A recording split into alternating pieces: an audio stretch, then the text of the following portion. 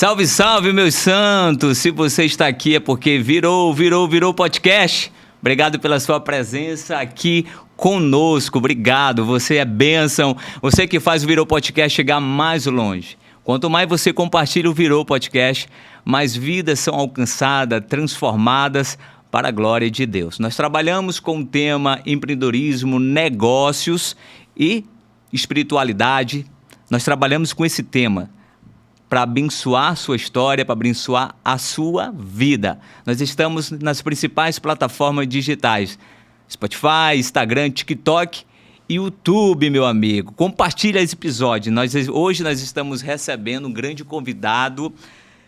Olha, esse camarada aqui é fora do comum. Hoje a gente está recebendo o Dr. Renato Galo, cirurgião plástico, PhD, membro titular da Sociedade Brasileira de Cirurgia Plástica e o único doutor cirurgia plástica de Manaus, fundador do Instituto Renato Galo, referência em cirurgia plástica e estética no Amazonas. Mas além de bisturi, ele é pai, esposo e um homem de fé. Renato, meu muito obrigado por aceitar estar no Virou Podcast. O agradecimento é meu. Em primeiro lugar, queria honrar a sua vida, honrar tudo aquilo que eu já conheço da tua história. E estar aqui é um prazer imenso para cumprir esse propósito que Deus colocou no teu coração e ter sido lembrado para estar aqui, para a gente poder ter essa conversa hoje, me encheu de gratidão a Deus em primeiro lugar, gratidão a você, ao teu time e de honra para a gente poder falar um pouquinho da nossa história, falar um pouquinho do que Deus fez, continua fazendo e ainda vai fazer na vida de cada um também que puder assistir esse podcast depois. Eu espero que Deus possa tocar de uma forma específica e alcançar cada vida aí que assistir esse podcast em algum momento. Muito bom, amigos. Aqui o Virou Podcast só recebe gente realmente de grande influência, grande que tem o que nos ensinar. E o Renato Galo, realmente, ele tem muito a nos ensinar. Pega caneta, pega papel, anota os insights aqui, anota a superação de vidas que ele vai trazer aqui para nós. Mas antes de a gente entrar no tema, Renato, do Virou Podcast, alguns temas que a gente vai tratar aqui, me conta um pouco, antes de entrar nesses temas, quem é o Renato Galo, de onde você veio, o que você viveu, o que trouxe você até aqui? Bom, para me definir, eu acho que a primeira coisa, o primeiro item dessa definição é filho amado do Deus vivo. Muito bom. Então, todas as outras coisas, elas derivam disso. Então, eu sou médico, cirurgião plástico, como você já explicou, pai, esposo da Savana, pai de 3 filhos abençoados, 3 bênçãos, 3 profetas na terra, Eita, Rafaela, glória. Júlio, Gabriel. Empreendedor na área da medicina. Acredito que hoje a medicina ela é a minha profissão, o meu propósito, a minha paixão, aquilo que eu amo fazer, mas dentro disso a gente também traz esse conceito do empreendedorismo que na minha visão, toda carreira exige. Então, um filho amado de Deus que foi favorecido pela graça de estar aqui nesse tempo, nessa curta passagem onde nós somos peregrinos aqui e que quer deixar um legado, um impacto na sua família em primeiro lugar, naquele seu núcleo familiar, como nós conversávamos antes de iniciar aqui o programa, e também deixar um impacto e uma sementinha positiva, abençoada na vida de cada paciente que confia a nós o cuidado, de cada amigo que a gente encontra nas situações corriqueiras da vida, nas viagens, nos eventos aqui na cidade e nos lugares onde a gente vai. Muito bom, Renato, muito bom. Agora, você é cirurgião plástico, PhD, né? Referência em Manaus, mas olhando, antes de tudo isso, o Renato Galo, diante de Deus, ele é o quê? Diante de Deus, ele é alguém que precisa da misericórdia de Deus todos os dias, Muito ao bom. acordar e ao entregar o seu dia para Ele. Diante de Deus, ele é alguém grato, acima de tudo, grato por tantas coisas que Deus já fez, que Deus continua fazendo e ainda vai fazer, porque tem muitas palavras e muitas promessas liberadas para nós. É só Muito a gente bom. abrir a palavra de Deus para saber disso. E diante de Deus, alguém que procura no seu momento, no seu ramo de influência, na sua área de influência, em casa em primeiro lugar, mas também na empresa, na vida, na medicina, ser canal de bênção para tocar as pessoas também da maravilhosa graça de Jesus. Muito bom, Renato. Renato, você cresceu católico e migrou para a fé evangélica. Isso. O que te fez? Bom, Qual foi esse movimento? Eu nasci numa cidadezinha pequena do interior de São Paulo, chamada Votuporanga. Uma cidade de, como eu estava te contando, na época de 60 mil habitantes. 60 mil habitantes. Tive uma infância muito feliz. E lá, né, toda a minha família vinha do catolicismo. Então eu fiz todo aquele trajeto, né, de primeira comunhão, crisma, tudo. E num dado momento na minha juventude... Passou por toda a etapa, Renato. Isso. E num dado momento na minha juventude, para encurtar mais essa história, eu entrei num movimento de juventude na Igreja Católica chamado Renovação Carismática Católica. Tá? Você já deve ter ouvido falar. E eu participei também. Pois é. E ali a gente tinha um padre que já faleceu na igreja local, que ele era diferente. Então ele, por exemplo, ele influenciava todos os fiéis a levarem a Bíblia para a missa. Ele lia a passagem direcionada na Bíblia e ele fazia, né, a pregação, a homilia, como chama na Igreja Católica, né, passeando pela igreja e muitas vezes até trazendo o microfone para algum fiel ali fazer algum comentário de alguma coisa. Bem diferente. Colocava uma banda na igreja para tocar as músicas ali e incentivava esses grupos de jovens. E dentro dessa renovação carismática católica, eu assumi ainda adolescente uma posição de liderança. E nessa posição de liderança, a gente tinha reuniões ali do núcleo de liderança e eu comecei a me aprofundar mais na leitura da palavra. E algumas coisas começaram a ficar conflitantes no meu coração, de algumas coisas que é da doutrina católica, que em absoluto não tenho nada contra, mas era alguma coisa que estava falando no meu coração que eu queria procurar algum outro caminho. Isso ficou adormecido, porque logo depois eu passei muito jovem na faculdade, com 17 anos de idade, saí da minha cidade, fui para outra cidade morar e estudar em São José do Rio Preto, também no interior de São Paulo. E lá fiquei um tempo mais afastado e depois estudava, tinha o hábito de estudar nas madrugadas e eu me converti, pasme você, vendo programas de televisão que na época passavam na Bandeirantes, do Silas Malafaia e do R.R. Soares. Uau. Então eu parava de estudar nas madrugadas e assistia a pregação e os programas que eles tinham constantes na televisão. Naquela época o Silas Malafaia acho que tinha todos os dias, não era só de final de semana, e o R.R. Soares também. E eu assistia aquilo ali e Deus foi falando comigo na madrugada, sozinho, no meu apartamento. E aí eu falei, não, eu vou frequentar, vou aqui fazer uma visita para essa igreja. E fui na Igreja Internacional da Graça. Sério, que volta? Eu tinha 21 anos, mais ou menos. Mas já estudava medicina? Já estudava medicina. Eu entrei na faculdade de medicina com 17. Uau, muito bom. É isso. E foi assim.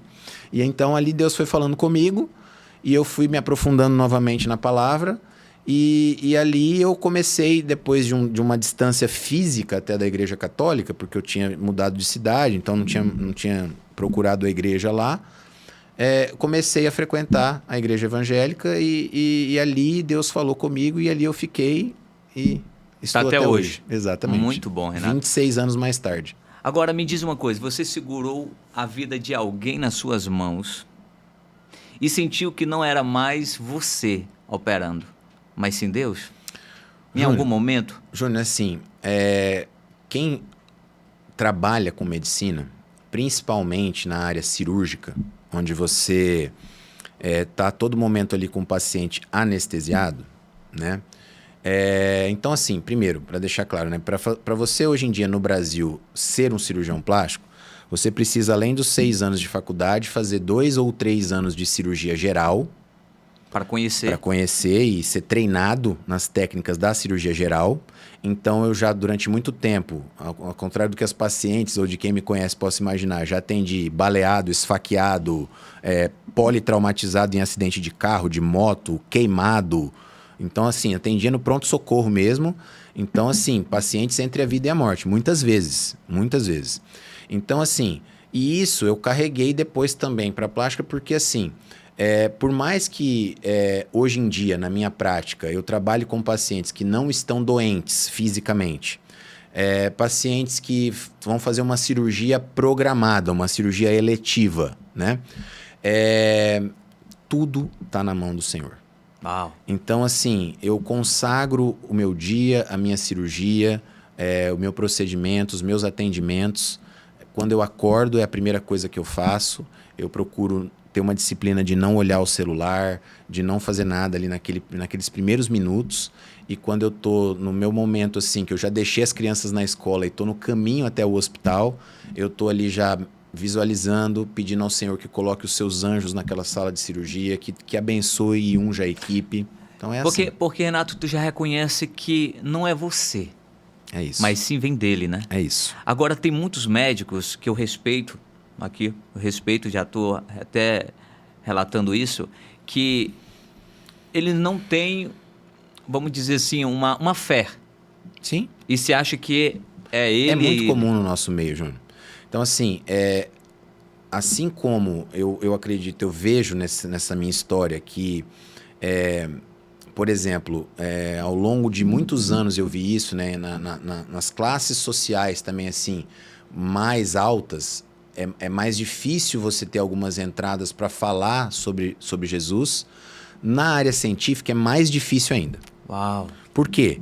Porque ali estão aqueles homens, na sua grande maioria, que fizeram, como eu mesmo fiz, toda essa trajetória. Então, eu fiz 6 anos de faculdade de medicina, 2 anos de cirurgia geral, 3 anos de cirurgia plástica, 6 anos de doutoramento. Meu Deus! Então, assim, foram 17 anos até ter esse título de PhD, como você citou aí, que é um título que, para os homens, talvez seja o nível máximo ali daquilo que a gente pode atingir do conhecimento humano. E o que eu vejo, e eu estou falando isso aqui sem demagogia nenhuma, sem hipocrisia nenhuma, e o que eu vejo e experimento é que tudo é graça. Uau! Então a gente não tem, por mais que a gente tenha a falsa sensação de que nós temos o controle por tudo aquilo que nós estudamos, por tudo aquilo que nós conhecemos e tal, o próprio conhecimento vem do Senhor. Então... Essa palavra... isso aí foi muito forte. Ele é a fonte. Uau. Ele é o fabricante. Então, assim... Eu sei você que, é o instrumento. Isso, eu sei que existem as teorias da grande explosão, da evolução e etc. Só que é o seguinte, é só a gente... A própria Bíblia diz, né? É só a gente abrir os olhos no nosso dia e contemplar a criação, a grandeza da criação, para a gente poder entender que aquilo ali não é o acaso, que aquilo ali não foi alguém, não foi uma evolução, foi alguém que fez, que criou. Só que no meio científico, isso é difícil, por quê? Porque à medida que você vai crescendo, isso é natural do ser humano, e eu falo isso com muito pesar, mas é a realidade, à medida que você vai crescendo na ciência, você vai crescendo também no orgulho. Uau! E o orgulho, ele te afasta de Deus. Ele te afasta das realidades de Deus. Por quê? Porque você começa a entender que você pode entender as coisas pelo seu próprio intelecto e fazer as coisas pelo seu próprio braço. E esse é a fórmula do insucesso. Rapaz, você falou tudo. E nem todo mundo reconhece isso. É isso. Mas a nossa missão aqui é essa, Júnior.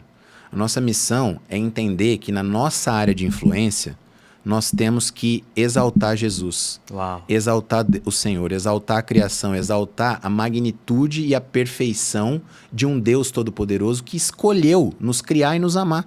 Uau. E isso não briga com a ciência. Pelo contrário, isso alimenta a ciência. Foi Deus que nos dotou de inteligência e nos permitiu ter o conhecimento que nós temos hoje, que nós temos muito ainda a evoluir. Então, tudo vem dele e tudo é para ele. Exatamente. A Bíblia diz que nada do que foi feito sem a presença dele se fez. Uau. Muito bom. Agora, Renato, falando pai e esposo, entrando nessa área, a gente vai debater alguns temas aqui, de variedade de tema. A sua filha Rafaela, Minha primogênita. ela teve uma doença grave. Sim. Mas como pai e como médico, o que é pior? É saber demais ou não poder fazer nada? Olha, Júnior, foi uma experiência muito impactante. Isso aconteceu há 5 anos atrás, foi em 2021. E Deus tratou comigo de uma forma muito específica, porque num período de 3 anos, entre 2021 e 2024, a Rafaela teve esse problema de saúde, que ela ficou, por alguns colegas, até desenganada, como se diz, né? Assim, fez 3 cirurgias no espaço de uma semana. E assim, e são detalhes do mover de Deus, nesse caso dela, para o diagnóstico e para o tratamento, que um dia a gente pode até entrar nisso, mas assim, Deus falou ali muito forte comigo, e ali foi uma experiência onde eu me vi como pai e como médico. E não foi agradável. Não foi. Porque eu estava ali todo o tempo querendo saber as condutas dos colegas, ortopedistas que trataram dela, infectologistas e tal. Ela teve um quadro de osteomielite, que é uma infecção dentro da medula óssea. Então, assim, colegas querendo já levá-la para UTI e tudo mais, e num quadro de sepse, que é uma infecção generalizada, que passa para o sangue ali. Mas participei das cirurgias dela, ali, estava no ambiente da sala de cirurgia, e não foi bom. Meu Deus. Pouco tempo depois, meu pai, essa parte eu acho que você não sabe, meu pai teve uma leucemia, que é um câncer no sangue, na medula óssea. E aí, naquele momento, eu já tratado por Deus nessa questão, eu falei, Senhor, eu não vou mais agora pesquisar nada sobre o assunto. Não é a minha área, eu vou confiar no Senhor e vou confiar nas pessoas que o Senhor colocar no caminho do meu pai. Meu pai também ficou entre a vida e a morte. E no mesmo período Foi da Rafaela? 1 ano depois. 1 ano e meio depois, mais ou menos, da Rafaela estar curada. Meu Deus. E aí e por isso que eu trouxe esse paralelo, porque foi na minha vida uma atitude completamente diferente. Na ocasião da Rafaela, que foi a minha primeira experiência, eu atuei como pai e como médico. Então eu estava todo o tempo ali discutindo as condutas, estava pesquisando sobre o assunto, estava, né? E nesse momento também, Renato, não é fácil Não é. ver a tua filha sendo, vamos supor, sendo tratado por outro médico, outro profissional. Isso. E ali, nessa hora, o conhecimento te traz, na minha opinião, a experiência que eu tive o conhecimento te traz mais sofrimento. Meu Deus. Com o meu pai, era uma área muito específica, que eu já não estudava há muitos anos, porque eu fui para cirurgia plástica, não tem nada a ver com a oncologia. Eu fiz um voto com Deus do dia que eu fiquei sabendo do diagnóstico, agradecer e louvar a Deus pelo diagnóstico e entender que, se fosse da vontade dele, ele daria um grande livramento. E a partir dali, eu simplesmente fiquei ao lado do meu pai, viajei para São Paulo, meu pai mora em São Paulo, e ele fez todo o tratamento lá. E eu fiquei simplesmente na condição de filho.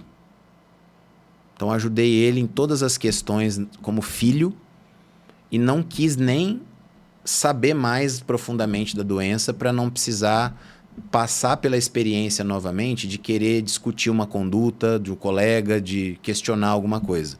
Eu realmente decidi, foi uma decisão consciente, confiar em Deus, entregar nas mãos dele, orar e estar para o meu pai como filho. E também não é fácil. Não foi. Mas foi um treinamento. Espiritual, físico. Na época da Rafaela, para você ter uma ideia, ela ficou praticamente 40 dias internada. Era ainda a época de Covid, né? Então ela não podia nem sair do quarto. 2021. 2021? Ela não podia nem sair do quarto do hospital. E ainda havia também um nervosismo, uma preocupação de se... Ela sofria com muitas dores e tudo. Então, assim, eu perdi, em 40 dias, eu perdi 8 quilos. Eu não conseguia dormir direito, não conseguia comer. Então, assim, foi uma experiência também fisicamente muito difícil. Já depois com o meu pai, com o pai, eu também acredito que a carga é menor do que como filho. Isso é né? fato. Fato. E uma filha na época de 9 anos e um pai de 70 também tem aquele peso do quanto já viveu. Né? E isso, inegavelmente, está no subconsciente da gente. Né? Isso é fato. Parece mais natural alguém de 70 anos ter uma doença grave do que alguém de 9. Né? Então, mas assim, depois disso, eu percebi que no amor e no cuidado de Deus, Ele me treinou. Ele me treinou para ter condições de fazer todo esse auxílio, mas no meu papel. Como filho. Como filho. Muito bom, Renato. Agora, assim, você é casado com Savana, tem 3 filhos. Como é ser um cirurgião, operar o dia todo, o dia inteiro e ainda ter que ter tempo presente como pai, como esposo, como é que é? Eu acho que aí, Júnior, são 2 coisas que eu também escolhi para minha vida no seguinte sentido. Quando a Rafaela nasceu, minha primeira filha, e já casado, né? Então já estávamos 5 anos casados, eu e Savana, né? Então, em primeiro lugar, assim, né? O diferencial de ter uma esposa do Senhor. Sábia, que edifica o lar, Uau. Que sustenta, que educa os filhos, que entende a importância maior como missão de ser aquela que está ali dando o esteio e dando toda essa proteção para que eu possa sair de casa com o coração tranquilo. Depois disso, Rafaela nasceu e então ali, quando ela começou a dar os seus primeiros passos ali com 1 aninho de idade, eu comecei a tomar algumas decisões na minha vida. As decisões de, muitas vezes, ganhar menos e estar mais em casa. Então, a decisão também de aprender coisas sobre o empreendedorismo que hoje me permitem ter mais tempo, não ter uma rotina tão massacrante como a grande maioria dos médicos do nosso país e ter mais tempo com eles em casa, para poder acompanhar essas fases e participar ativamente no meu papel de pai e no meu papel de esposo. Muito bom. É porque, gente, o Renato Galo, o que ele tem? Ele é médico, mas ele também é gestor. Ele é empreendedor. Ele tem o Instituto Renato Galo, que também são 2 vertentes aí. É um profissional na área da saúde e um gestor empreendedor. É isso. Aí, esse aqui é um tópico, mas como tu já entrou um pouco nesse tópico, como diferenciar, Renato? Uma área da saúde como um gestor, empreendedor. Hoje eu tenho uma visão assim, Júnior. Eu não acho nem que é diferenciar. Eu acho que é você saber equacionar. Equacionar também, eu acho. Isso. Eu acho que é você entender. Por exemplo, o Instituto, ele era um sonho antigo de fazer um centro multidisciplinar. Então, hoje a gente tem lá 3 médicos trabalhando, tem 2 fisioterapeutas, tem 2 enfermeiras, tem todo o pessoal do comercial ali, da recepção, do concierge e tudo mais e tal, porque a gente recebe pacientes até dos Estados Unidos, fora do Brasil, da Europa, para operar. Uau. Então, assim, primeiro foi ter esse entendimento de que aprender a ser gestor, aprender a empreender, seria o meu passaporte para a tua pergunta anterior, para poder acompanhar o crescimento e desenvolvimento dos meus filhos, para ser um esposo presente para a Savana, para ser alguém que pudesse também estar com tempo dedicado a Deus. Então, assim, eu tomei essa decisão lá atrás e eu vim pavimentando essa construção com a graça de Deus ano a ano. E não foi uma coisa simples, porque, por exemplo, a ideia do multidisciplinar do Instituto, ela nasceu há quase uma década atrás, mas agora, recentemente, há 2 anos... Que você colocou na prática. Que a gente conseguiu estruturar isso de uma forma... consolidada. Exatamente, de uma forma consolidada. Então, hoje a gente tem, sem dúvida nenhuma, a maior clínica multidisciplinar na área de estética, beleza, saúde e longevidade do Amazonas. Uau. E é uma clínica que, segundo o sonho que o Senhor nos deu... E a palavra e a visão, ela está no nível de todas as grandes clínicas dos meus amigos que eu visito nas áreas que eu vou, em São Paulo, Fortaleza, Brasília, Rio Grande do Sul. Então, assim, eu acho que assim, na minha prática, é muito mais difícil ser gestor, tá? Para mim. tá? Porque eu venho... Porque é outra pegada, né, Renato? Isso, eu venho de uma formação acadêmica. Então eu tive que sentar na cadeira de novo, no banco do aluno de novo, para aprender. E faço isso diuturnamente. E lembrando, gente, ser gestor, se a pessoa não... Ele é um profissional na área da saúde, se ele não consegue ingerir, fazer a gestão do seu negócio, ele vai procurar os profissionais especializados para poder fazer um bom trabalho. Então, é isso aí. Como empreendedor, quebra. É isso aí. Não deixa... A gente tem que se cercar, óbvio, nesse meio empresarial, Júnior, você sabe disso muito melhor do que eu, a gente tem que se cercar de pessoas preparadas, de líderes, formar líderes, para que a gente possa também ter uma hierarquia, uma estrutura ali dentro que seja forte. Mas, uma cultura, né? Exatamente, mas a cultura, ela é fundamental. Então, a cultura é o dia a dia, a cultura é o exemplo, a cultura é aquilo que você comunica nas tuas atitudes que fazem o teu colaborador, que fazem o teu gestor, que fazem o teu líder olhar e falar, pô, esse cara tem alguma coisa diferente. Esse cara tem uma visão que eu quero, que eu acho que vale a pena eu seguir isso aqui. Uau. Porque você precisa inspirar e você precisa, ao mesmo tempo, ser exemplo. Porque senão, você passar um manual para o seu colaborador, passar um processo para o seu colaborador ou para o seu líder, se ele não acreditar naquilo que ele está olhando e fazendo, se ele não acreditar que aquilo impacta a vida do paciente, que aquilo impacta a vida do cliente que vai lá para poder resolver uma dor, ele não vai fazer aquilo com a visão e com a paixão e com o empenho. E cuidado, e né? o cuidado na sua potência máxima. Ele não vai fazer isso. Porque você sabe disso melhor que eu. E principalmente na área da saúde, né, Renato? Sem dúvida, porque ali a gente está lidando com pessoas que têm dores muito específicas. Que afetam, principalmente na área da cirurgia plástica, na área da nutrologia, quando a gente lida com peso, com distúrbios hormonais, essas coisas, hoje em dia, que afetam todas as áreas daquela pessoa. Porque, pode parar para prestar atenção, eu estava meditando sobre isso esses dias, né? Por que numa época, como a época que Jesus viveu, por que na Bíblia a gente vê, nos evangelhos, que as maiores e mais numerosas manifestações de Jesus são na área da saúde. Milagres. São na área de cura. Exato. Por quê? Porque para pensar na sua vida. Independente do empresário que você é, do profissional que você é, do pai que você é, do esposo que você é, se você está num momento, numa fase da sua vida desprovido de saúde, todo o resto... Acabou. É isso.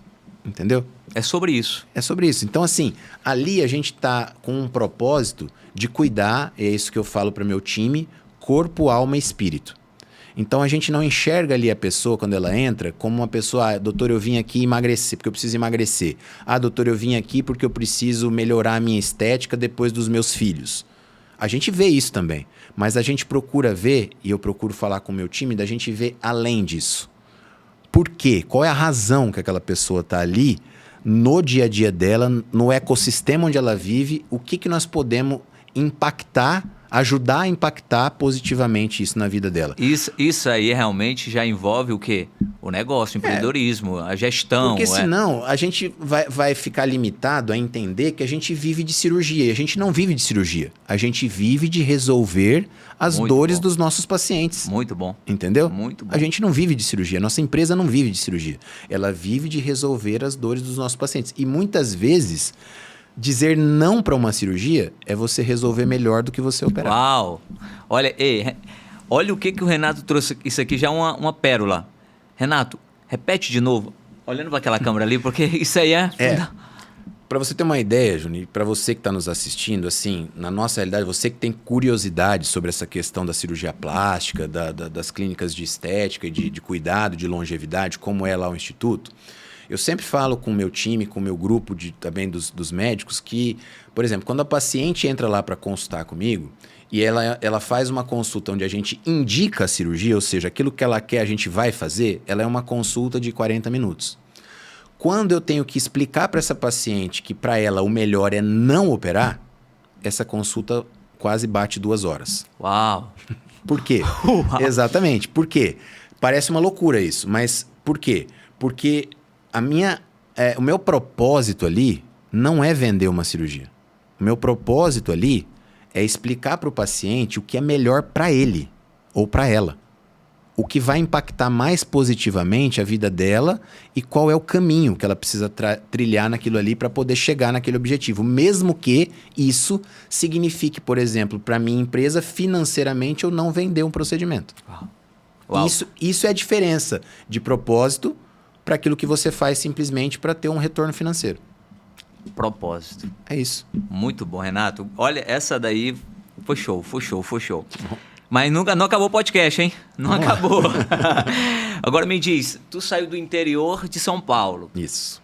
Mas um homem com uma bagagem que é o Renato Galo, Sim. Um homem que realmente trabalhou para ter o que tem, estudou, não é fácil, porque só quem sabe o processo é quem vive, não é? Não é fácil isso, Não é fácil. Isso é um fato. Mas sair de São Paulo e vir para Manaus e não escolher outros estados assim, até maiores que Manaus, Sim. mas uma metrópole maiores. Por qual motivo, Renato, isso? O primeiro grande motivo se chama Savana. Olha aí. Tem nome e sobrenome. O primeiro grande motivo é bacana. ela. Deus me presenteou com uma esposa maravilhosa, mulher do Senhor, mãe maravilhosa, e a Savana é daqui de Manaus. Eu a conheci aqui em Manaus. E um curioso da nossa história é o seguinte: a primeira vez que eu vim para Manaus, eu vim como médico recém-formado para servir na aeronáutica. E eu conheci a Savana na aeronáutica, no hospital de aeronáutica, porque ela servia como dentista e eu como médico. Uau!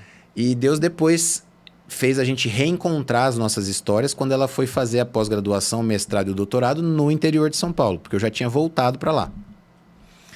E aí, assim, então o primeiro grande motivo é Savana. O segundo grande motivo, Júnior, é porque, assim, eu sempre tive o sonho de estabelecer algo diferente, sabe? E quando eu morei aqui em Manaus, eu fui tão bem recebido pela população aqui, pelos pacientes que eu atendi na época da aeronáutica já e tudo mais, que eu enxerguei na cidade, no estado, uma terra fértil para poder realizar alguns sonhos. Então, por exemplo, quando você fala de São Paulo, é inegável que o centro econômico do nosso país é São Paulo. São Paulo. Nós sabemos disso. E não estamos aqui para querer criar uma história falsa que não corrobore isso. Porém, é como eu te falei, quando eu cheguei aqui e quando eu decidi vir para cá, a minha sogra me falou a seguinte frase: Renato, você vai ter um desafio pela frente. E qual é esse desafio?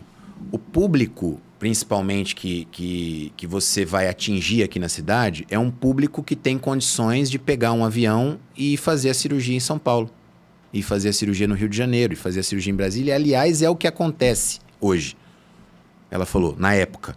Isso nós estamos falando há 17 anos atrás, tá? E eu falei, olha, dona Lúcia, eu vou fazer diferente. A senhora vai ver que vai chegar um tempo em que as pessoas farão o caminho contrário. Uau! Elas virão até aqui. Muito bom. Porque aqui existe um lugar que pode oferecer para elas algo que uma grande metrópole talvez não possa. Pode oferecer, de repente, lá um hospital que parece um shopping? Pode ser. Mas aqui ela vai enxergar um cuidado e uma preocupação de um time que está realmente preocupado em fazer com que a jornada dela, ou dele, desse paciente, de cirurgia, de tratamento, qualquer que ele seja uma preocupação genuína em fazer essa trajetória junto com esse paciente.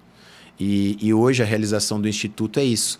Eu agradeço a Deus porque hoje, você vê, ano passado, a gente recebeu 8 pacientes dos Estados Unidos, recebeu 4 pacientes da Europa que vieram para Manaus fazer os seus tratamentos e a sua cirurgia. Muito bom, Renato. Entendeu? Agora, o Instituto Renato Galo, como tu acabou de falar, recebe de várias pessoas de outros países. Sim. Mas teve algum momento mais difícil que tu enfrentou nessa área de empreender? A gente sempre tem, né, Júnior? Isso não, ainda mais no Brasil, né?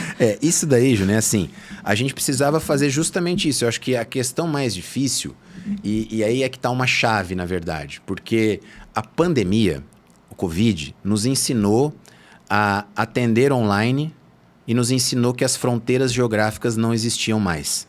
Uau. Né? Porque onde é que você poderia imaginar que uma paciente poderia se consultar comigo na tela de um computador sem eu tocá-la, sem eu examiná-la pessoalmente e ela então confiar naquilo que eu estou falando para ela e pegar um avião e vir operar aqui?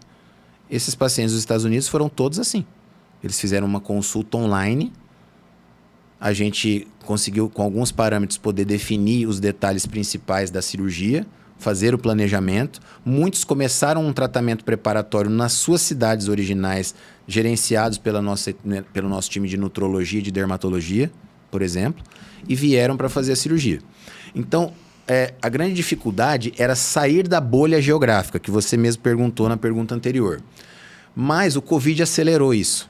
Esse processo.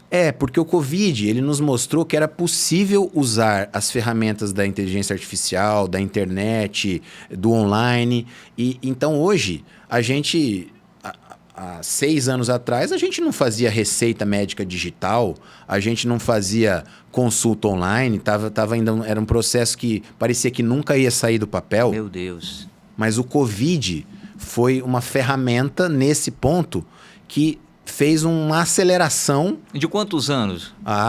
20 anos, Uau. Na minha opinião, Júnior. 20 anos, porque era uma coisa que já existia um embrião ali, né? Uma ideia, mas era uma ideia que, com qualquer médico que você conversasse, ele dizia, absurdo. Absurdo. Como é que você vai tratar, ou propor um tratamento para um paciente se você não está vendo e examinando ele pessoalmente? E eu concordo que para algumas coisas realmente é necessário você examinar, você estar ali presente e tal. Mas o esqueleto daquilo que a gente faz, do planejamento, o rascunho do projeto, o pré, ele é totalmente possível ser feito dessa forma e a gente está vendo isso na prática. E seguramente, né? Exatamente. Então, até o pessoal sentir...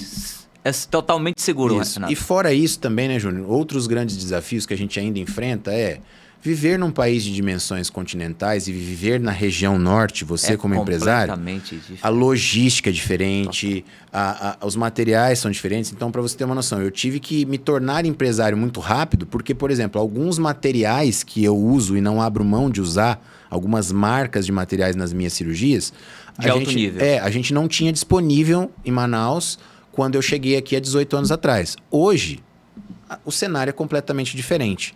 Mas há 18 anos atrás, eu abri uma empresa para eu mesmo fazer compras de alguns materiais nesses grandes centros, ou até importar, para poder ter presente nas cirurgias dos meus pacientes, de 18 anos atrás. Uau. E materiais de alto nível. Exatamente. Materiais que eu usaria... O raciocínio, Júnior, é bem simples para mim. Tá? Eu vou tentar simplificar para você e para o teu ouvinte o seguinte.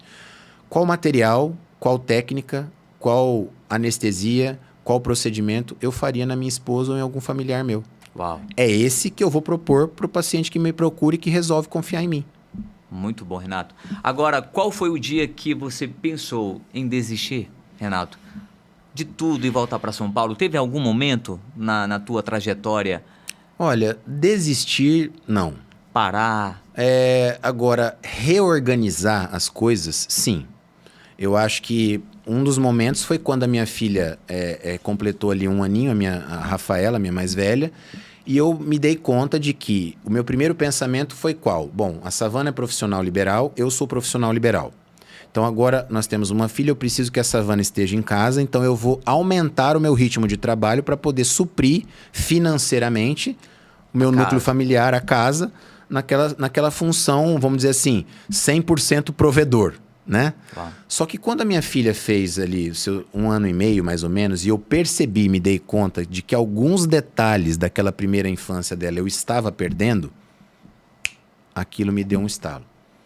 Eu falei, bom, até onde vale a pena eu sair mais de casa na intenção boa de prover melhor, só que eu tô aqui perdendo momentos, situações e memórias que eu não vou ter como recuperar. Então, esse foi um momento em que eu não pensei em desistir, mas eu comecei de novo a olhar para dentro, a entender o que era prioridade na minha vida de fato.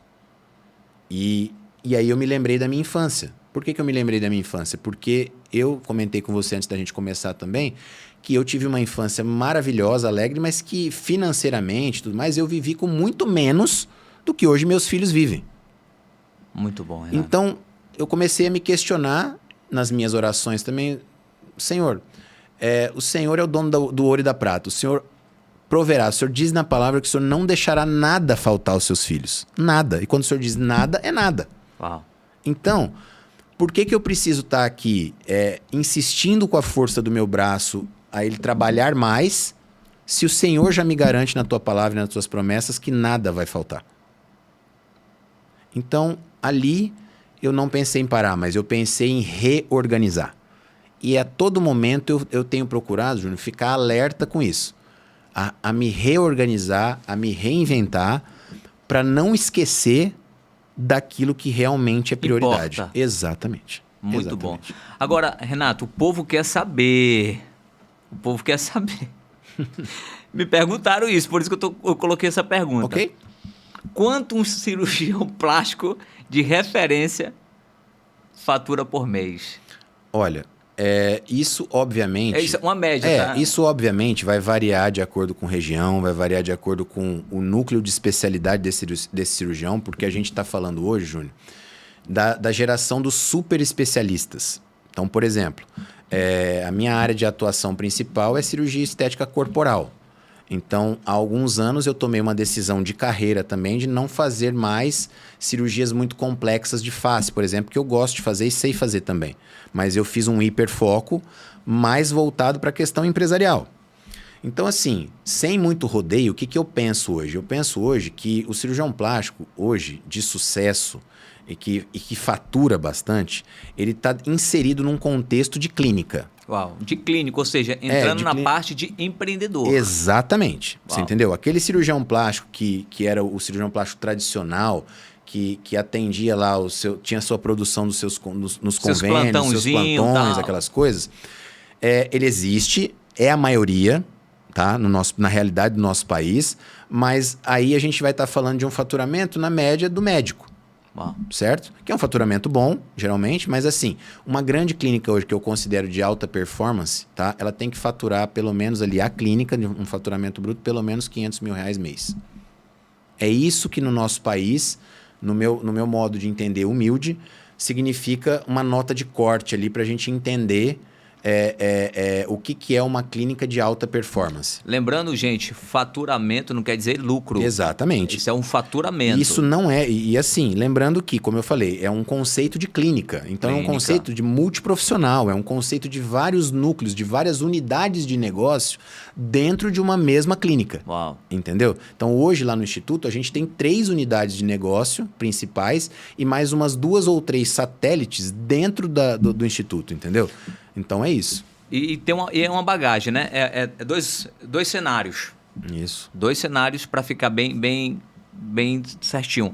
A cirurgia plástica hoje, Renato, ela salva a autoestima ou alimenta realmente vaidade? Onde está o limite aí? Depende muito, na minha opinião, do profissional. Vou te explicar por quê.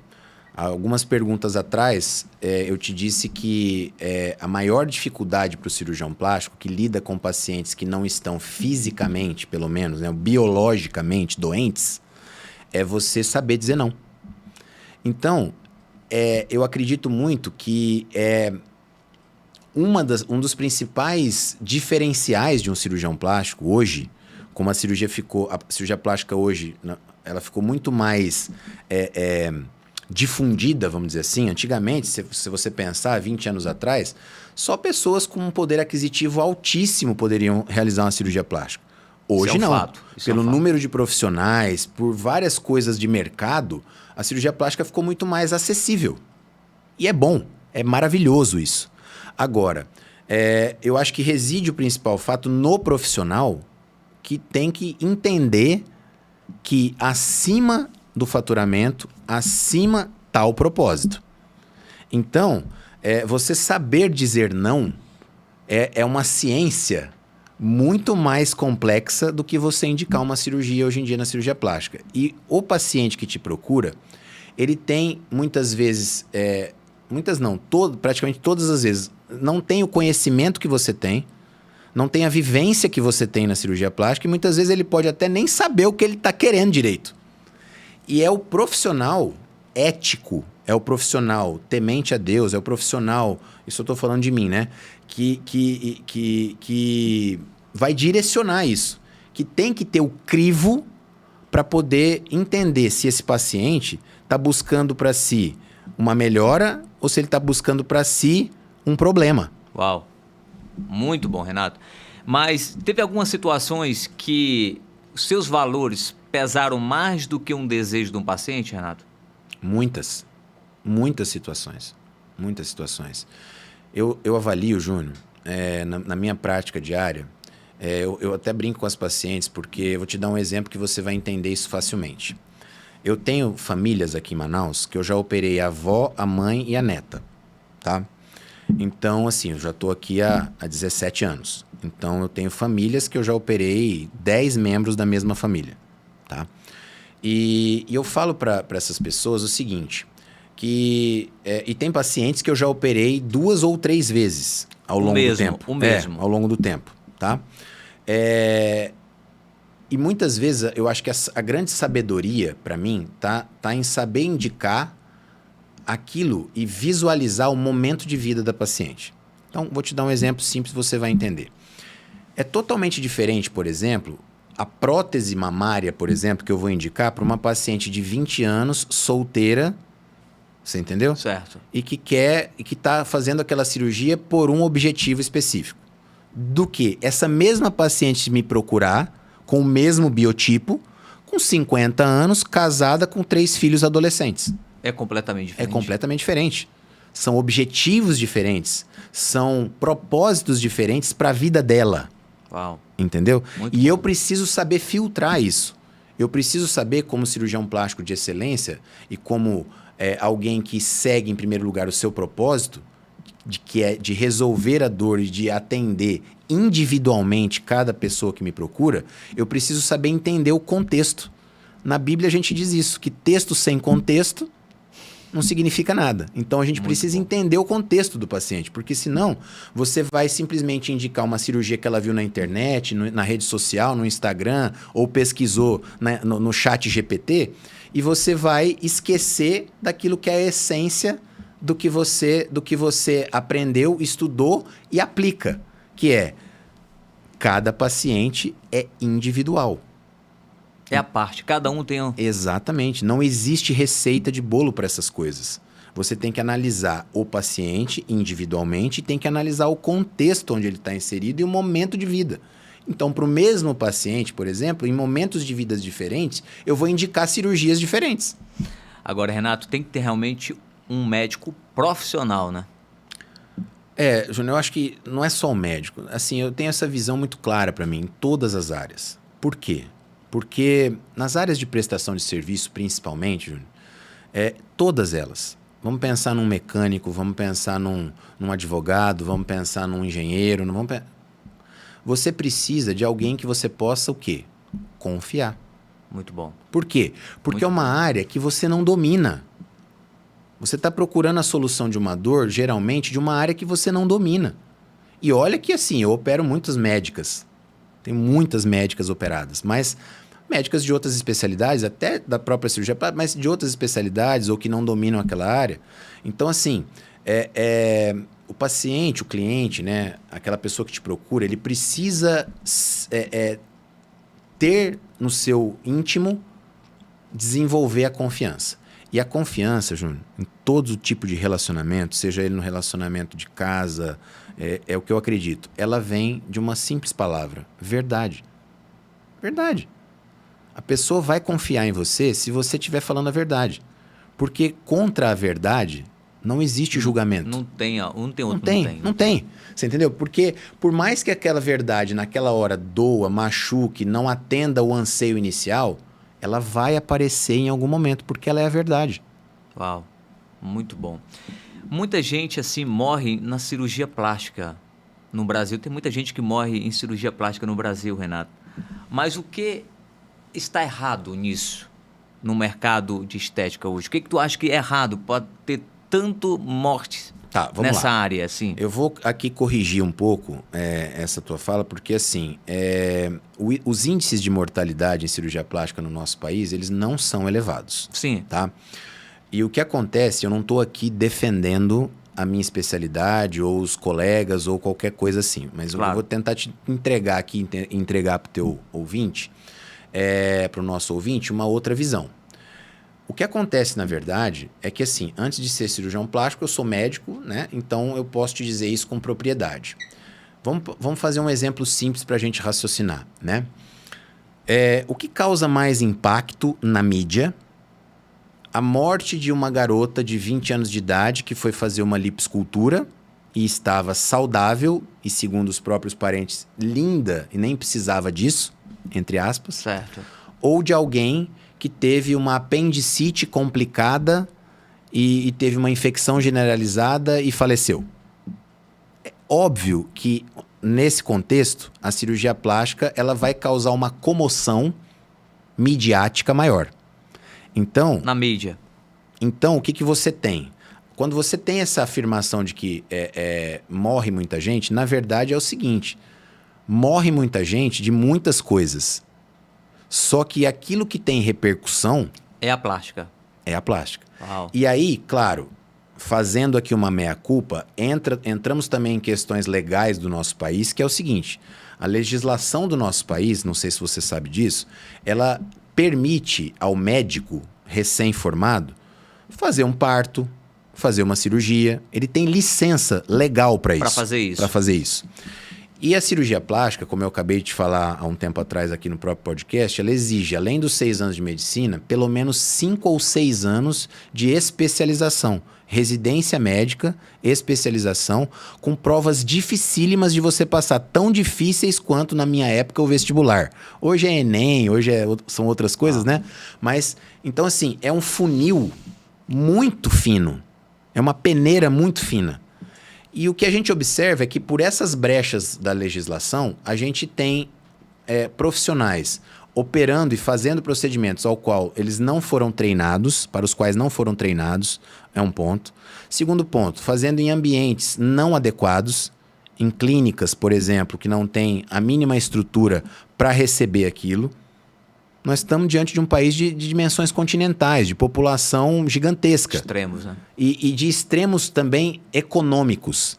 Então, é claro que esse paciente, às vezes a cirurgia plástica, com todos os seus pré-requisitos, pode não caber no bolso da grande maioria da população, talvez ainda no Brasil, ou da maioria. E essa maioria, muitas vezes ela vai procurar alternativas. E aí a gente tem também uma legislação que, para isso, ela é muitas vezes falha e por vezes omissa. Então, a gente enfrenta essa dificuldade, a gente que tem a formação correta e que entende os riscos das coisas. Por exemplo, eu poderia fazer cirurgias mais complexas lá no instituto, eu tenho licença para isso, eu tenho uma sala lá para isso, mas eu não faço. Por que eu não faço? Porque eu sei o risco que existe em cada cirurgia e eu quero operar num ambiente hospitalar, eu quero operar num ambiente que eu tenha uma unidade de terapia intensiva, eu quero operar naquilo que dentro do meu alcance vai oferecer para o meu paciente a maior segurança possível.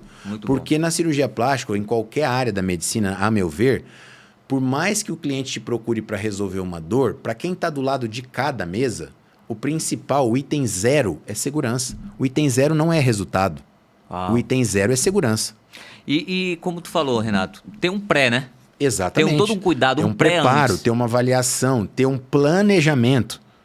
Porque muitas vezes o que o paciente quer fazer não é possível se fazer numa única cirurgia. Você precisa, para poder não ultrapassar os limites de segurança, você precisa fazer um planejamento em etapas. E isso, muitas vezes, é difícil de você fazer o paciente entender. Uau! E, muitas das vezes, incompetência também do profissional acaba colocando em risco o paciente. É isso. Né? É um trajeto, Júnior, de formação longa. Ele não tem atalho. Na vida da gente, em qualquer área, não só na medicina, não existe atalho, irmão. Uau. Não existe atalho. E o atalho, ele se manifesta de várias formas. Na plástica, a primeira forma que ele se manifesta é o preço. Uau. Entendeu? Muito bom. Então, é um alerta, inclusive, para quem está nos assistindo, porque assim, eu não estou aqui defendendo que tem que tudo ser caro. Não, não. Eu estou só dizendo o seguinte, assim como quando você vai comprar uma roupa, se você achar uma calça jeans que você gostou, mas ela custa 1/10 daquela calça jeans que você viu no shopping, o que vai ser o primeiro pensamento que você vai ter? Essa calça tem alguma coisa estranha. Sim, com certeza. Na cirurgia plástica, em qualquer outro ramo empresarial, econômico, não é diferente. Porque tudo, se tiver um bom equipamento, como é que eu posso dizer, manipulações, vamos dizer assim, vai requer valor maior. Pra você ter uma noção, Júnior, hoje a cirurgia plástica, ela mudou muito, e eu até nem acreditava muito nisso quando eu me formei lá atrás, vendo as técnicas e tal.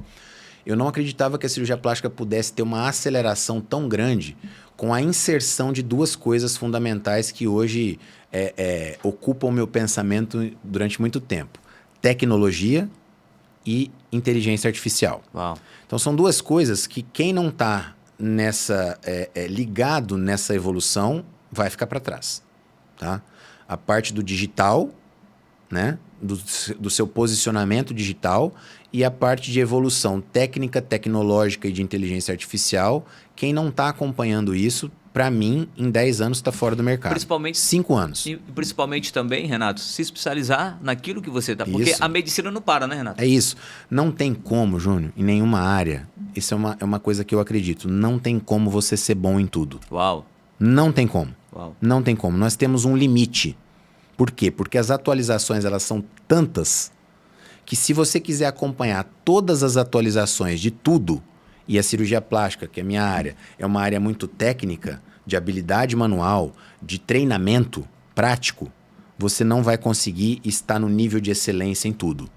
Tá? Então, o primeiro ponto é esse. Muito bom. Segundo ponto é que com essa evolução, como eu estou te falando, você precisa ter essa desconfiança das propostas muito milagrosas ou muito fora daquilo que é o valor da coisa. Por quê?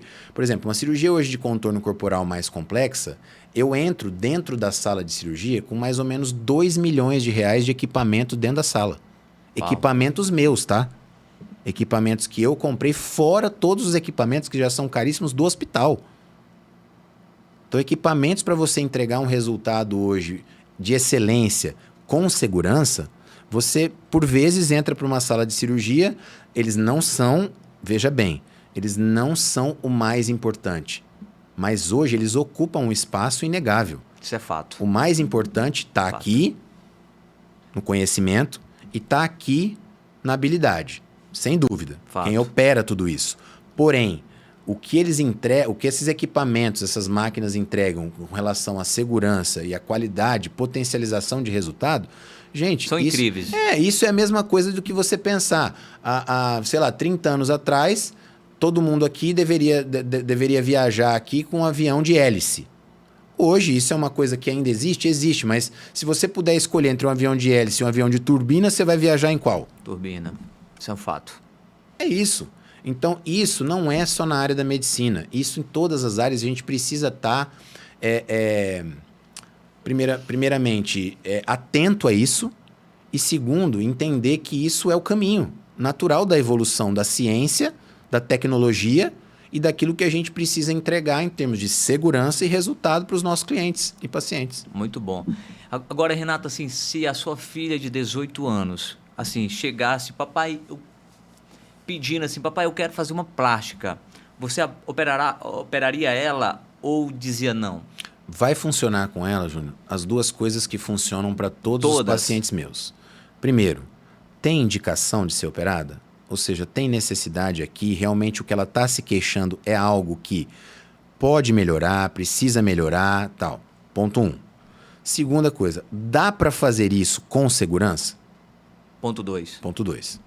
Se esses dois critérios que eu uso mentalmente em todos os pacientes meus forem satisfeitos, deixaria operar sem dúvida nenhuma. Sem dúvida nenhuma. Muito bom. E daqui 20 anos, Renato, Você acha que vai existir um padrão de beleza artificial, tão artificial, que quem for natural hoje vai ser considerado feio? Pelo contrário, Júnior. Você vê, eu sou cirurgião há quase 2 décadas, tá? E a gente vê claramente que a gente tem períodos, tá? Então, nós já tivemos, quando eu cheguei em Manaus há 17 anos atrás, a moda era os seios grandes, fartos. Então, a gente colocava próteses grandes e tudo mais. Hoje, as pacientes me procuram para ter um seio menor, mais discreto, que não apareça tanto nas roupas e tudo mais. Mais, vamos dizer assim, um pouco mais verdadeiro, vamos dizer. Exatamente, mais natural. Mais natural, exatamente, Isso. essa é a então, palavra. Hoje o contorno corporal, por exemplo, o que a gente conhecia há 17 anos atrás sobre lipoescultura, lipoaspiração, por exemplo, não tem absolutamente nada a ver com o que a gente faz hoje. Hoje, a gente estuda anatomia artística de sombras e luzes no contorno corporal, masculino e feminino, para poder entregar essa naturalidade a ponto de você encontrar alguém na praia, por exemplo, de roupa de banho e não saber que essa pessoa foi operada. Esse é o nosso objetivo hoje. Uau! Esse é o nosso objetivo hoje. Então, assim, eu acho que existe um movimento contrário até muito positivo. Por exemplo, na minha época de adolescente, jovem, talvez você mais jovem que eu, mas assim, a gente tinha muitas pessoas que eram tabagistas, fumavam. Demais. Aí, se você pensar, não sei há quanto tempo faz, por exemplo, lá no estado de São Paulo, acho que foi primeiro, e depois isso se espalhou para o Brasil, veio aquela lei de que você não podia fumar em ambientes fechados. Aqui, todo mundo achou que aquilo não vingaria, que seria um absurdo, que não sei o quê. Hoje, essa geração de jovens, é raro você ver alguém que é tabagista. Você vê as pessoas nas academias. Você cuidando, isso, né? Você vê as pessoas cuidando, malhando, cuidando da alimentação, querendo uma alimentação mais natural. Você vê as grandes redes de fast food tendo que se reinventar. Uau, isso é fato, Renato. Então isso é maravilhoso. Por quê? Porque a gente está diante... Eles estão se preocupando mais com a sua saúde, A gente está diante de uma geração que começou a cuidar melhor, na minha opinião, do templo do Espírito Santo. Isso é fato. Nós temos essa obrigação, Júnior. Nós temos que cuidar do bem maior que o Senhor nos deu, nosso corpo. Agora, Renato, assim, as canetinhas de emagrecimento estão mudando o corpo das pessoas muito aí sem bisturi. Mas a minha pergunta é, a cirurgia plástica vai perder o espaço? Pelo contrário. O que está acontecendo, Júnior, é o seguinte. E isso foi bom você ter perguntado, porque assim... Essa é uma mensagem que eu quero deixar aqui, né? Sempre foi muito difícil a gente comunicar e explicar para os pacientes que, por exemplo, lipoaspiração não é para quem tem obesidade. Lipoaspiração não é para tratar quem tem obesidade. Quem está com obesidade tem que emagrecer e mudar estilo de vida. E sem dúvida nenhuma, esses medicamentos de última geração, as famosas canetinhas aí, elas estão revolucionando a medicina, na minha opinião. Revolucionando. Por quê? Porque os laboratórios, na ciência, conseguiram encontrar drogas que têm pouquíssimos efeitos colaterais, e aqui fica um alerta, que precisam ser administradas com acompanhamento médico especializado. Eu sei que hoje em dia no Brasil é muito fácil você comprar um medicamento como esse, uma receita que alguém te deu, algum parente, algum colega, algum vizinho, e começar a tomar por conta própria. Isso é muito perigoso, fica um alerta aqui para o teu público, tá? Mas sem dúvida nenhuma, essas canetinhas elas estão impactando não só a medicina, elas estão impactando toda a cadeia produtiva, elas estão impactando as redes de fast food, elas estão impactando os supermercados, elas estão impactando as academias. Uau. E a plástica, eu acredito que ela vai ser até beneficiada com isso. Por quê? Porque, vamos pensar comigo, antigamente, quando essa paciente chegava no meu consultório com 10, 12 quilos acima do peso, pela falta de alternativas mais eficientes, né? A gente observava de que cada 10 pacientes que você pedia para chegar num peso melhor, mais seguro para operar e para ter um resultado melhor, 2 voltavam. E o restante não há. Uau. Com as canetinhas, das 10 agora inverteu, 8 voltam. Agora, Renato, então tu acredita que as canetinhas, na tua opinião, é uma boa opção? É uma boa opção quando bem indicada, de novo, como qualquer tratamento. Certo. A gente teve, vou te dar um exemplo simples, a gente teve no nosso país, quando surgiu a cirurgia bariátrica, a cirurgia de redução de estômago, eu peguei uma série de casos, porque você vai ver profissionais bons e profissionais ruins, profissionais éticos e não éticos em qualquer área, não só na medicina. Então, eu vou falar da medicina porque é a minha área de atuação. Então, quantas vezes eu escutei histórias de pacientes que vieram no meu consultório depois de um emagrecimento ali de 50 quilos e que me disseram, doutor, ou então emagreceram, por exemplo, eu perguntava, mas você emagreceu só 20 quilos? Doutor, porque quando eu fui fazer a bariátrica, o colega falou para eu engordar um pouquinho para poder entrar no critério e fazer a bariátrica. Então, assim, eu acho que a caneta, assim como qualquer opção terapêutica, ela faz parte de um arsenal que tem que ser utilizado com sabedoria, com ética, com inteligência, por profissionais capacitados. Uau, muito então, bom. Isso é importante deixar como mensagem. Elas são mais uma ferramenta de excelência, na minha opinião, até aqui, para esse tipo de conduta e de tratamento no controle da obesidade, no controle do diabetes, no controle das dislipidemias, do colesterol, etc. Porém, a gente tem que ter o cuidado de entender que existe um profissional médico capacitado para manejar isso em cada paciente na sua individualidade. Porque cada um é diferente. Exatamente. De novo, cada paciente é um ser único. Deus, ele faz a gente e joga a forma fora. Uau. Até os gêmeos univitelinos têm diferenças, Júnior. Meu Deus. Deus, ele faz a nossa forma e joga fora. Muito bom, Renato. Agora, entrando nos finais, que realmente tá gostoso o bate-papo com o Renato, né, gente? Tá gostoso, ele aprendendo assim com um grande profissional. Mas se você pudesse dar, Renato, assim, um único conselho para aquela câmera ali, um único conselho para quem que está pensando em fazer uma cirurgia plástica, qual seria? Bom, eu vou dividir esse conselho em duas etapas que eu acho fundamentais, tá? A primeira, sem dúvida nenhuma, é entender o seguinte: eu quero fazer uma cirurgia plástica. Por que eu quero? Uau. O que esse propósito, essa razão, vai trazer de impacto na minha vida pessoal, familiar, profissional, em todas as áreas onde eu piso a planta dos meus pés. Segundo, procure um profissional de excelência. Você está entregando, nesse momento, o seu bem mais precioso. O seu corpo, esse corpo em que o nosso espírito habita aqui nessa passagem pela Terra, é o nosso bem mais precioso. Falamos há pouco aqui no podcast que quando nós estamos num momento, numa fase de ausência de gozo de saúde, todo o resto desmorona. Então, cuidado nas escolhas e na plástica em especial, como muitas vezes a gente lida com pacientes que não estão com uma urgência de tratamento, como no caso de uma apendicite, como a gente citou aqui e tudo mais, que precisa operar o quanto antes, faça um passo a passo adequado para que você se sinta segura, para que você se sinta confortável, confiante com quem você escolheu. Hoje a informação é muito fácil de obter e de pesquisar.